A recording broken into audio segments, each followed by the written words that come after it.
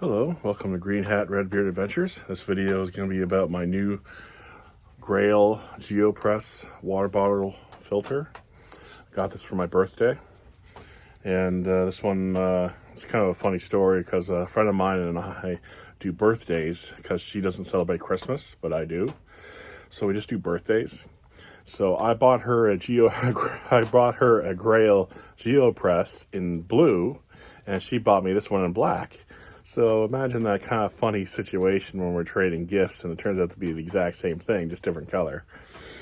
So I haven't used it yet, and this is towards the end of March of 2025. So I haven't actually used this at all yet. So I'm going to test it out for my first time. I got two little bottles here of some dirty water from a puddle from nearby.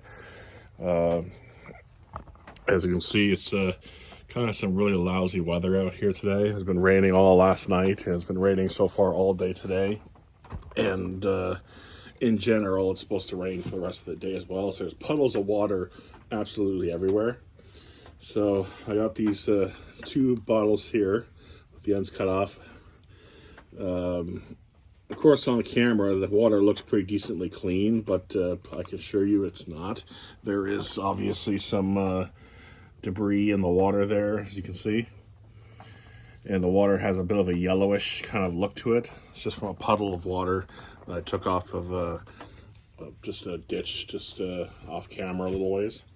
So I'm going to put some of this water into the Grayl here and test it out, and then I'll pour some of the water back into the bottle, do a little bit of a side-by-side comparison.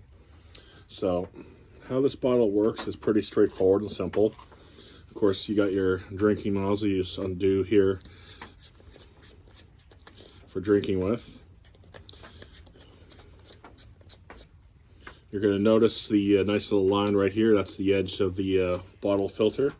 So you got to pull it apart, just like this. There you go. So put that to the side for a second. You got your outer shell right here, and somewhere on it, usually on the back, you're going to see a line. So that line right there. So when you fill it up with water, fill it up to, don't overfill it. Just fill up to that line right there. And what that does is that compensates for the space for the filter right here. So getting a right side by side look, you can see it's pretty much in line with that line.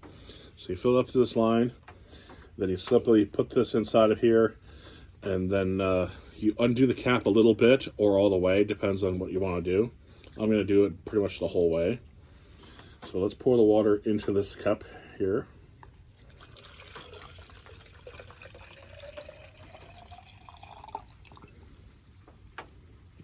And that's not quite full. I got another inch, so I'm going to use a little bit of this water here too. All right, so the water inside the cup here, you can't see it obviously because it's black, but I'll give you a close-up. So right now it's about a 1/4 inch short of that line. So what you do is, as I said, before you press this, you have to undo the cap just a little bit. That allows the air from inside of this chamber to escape when the water is pressed through here, through the filter, and into this container here. You gotta undo it a little bit or all the way. I'm gonna do it all the way. And then you got on the top here, you're gonna see there's two rubber pads there and there. So that way when you push it together, you press it down, and it'll take on average about 8 to 10 seconds. So we'll see how that works, and slip it into the top right there. You might want to stand up for this kind of thing and press down nice and firm.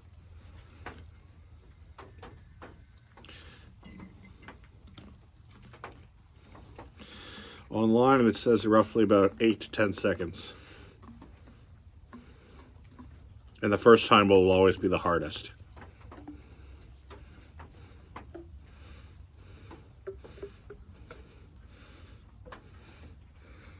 All right, that's it. So I'm not sure if the camera picked it up over my talking or not, but I can hear the flow of the water passing through the filter and thus filling up the main chamber here. So this bottle here is empty. Let's get a little shake out to make sure. And then let's pour some of the water in.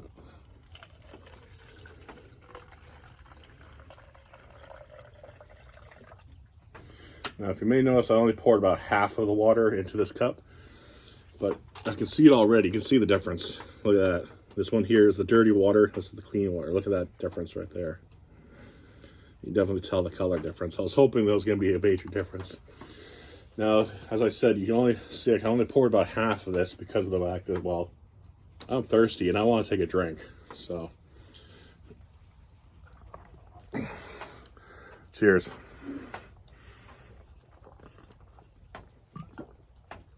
Oh, that's icy cold. Whew.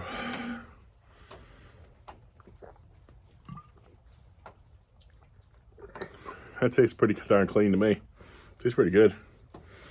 Not bad for the first time ever. You know, whenever it comes to a first time on these bottles, I try to go for water that's not like that bad. You know, like some people will, you know, go all out, so to speak, and find the dirtiest water they can find. I usually like to start small and work my way up, kind of thing. And this is definitely a perfect spot, given the fact that I pulled this from a puddle and just off camera over there. It's not running water or anything. It's just a little spot there. It's like a little dip down. And it just fills up with water and rain storms and such. And then when the nicer temperatures come, it evaporates or sinks into the ground. So I already know for a fact that, you know, that spot in particular, that's it's basically just just down right there kind of thing. You can't see it from here, obviously, but I know that animals have not been coming there, taking a drink, pissing in it, or shitting in it, or dying in it. So it's, you know, most animals don't really come around this little area because this area is also a hiking trail. So most bigger animals don't come around this area very much. But I'm not saying that's a definite, but I think I can trust that water enough to drink it from a filter. So obviously I'm not going to be drinking this because, as well, clean water just been poured into a bottle that's been contaminated. Obviously I'm not going to drink it. For sure someone's probably going to call me out on that, so I might as well address that now. I'm not going to be drinking this. Actually, I might as well dump it now.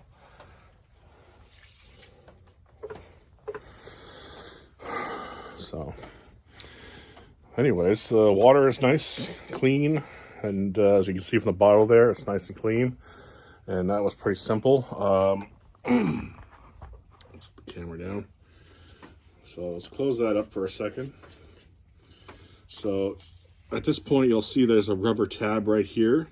If you grip onto that and twist the top here, it'll actually take the whole nozzle part right off completely. So there's your whole nozzle top right there.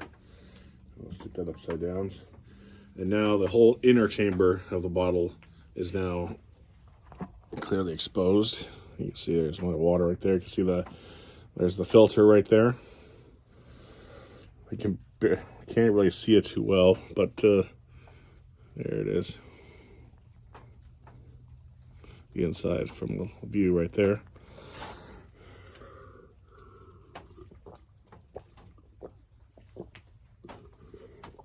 Oh, that's good. So you can see, obviously, I drank the water. It's not like it went anywhere. There was no switch taking place. Everything was in frame the whole time. So you can tell that, obviously, this is all legit. That's not been any sort of switch. And you even saw a side-by-side comparison for yourself as well. So, and then, of course, you just simply put that there back on. And on the bottom of the filter, on the inside of the bottle there, you saw that little, I'm not sure how well you saw, it's like a little bit of a rubber valve. It's a one-way valve, so fluid can't go back the other way through the filter. So they also say that apparently if you want to add some sort of mixture to your water, almost like that powder to make Gatorade, you can add it into this bottle and the filter will be unaffected by it because of that valve. So everything will be A-okay. All in all, first impression of it, obviously it works and it tastes good, so I'm definitely going to be using this a lot more often and keeping it with me this summer. So this is Greenhat-Redbeard Adventures. Stay safe, have fun.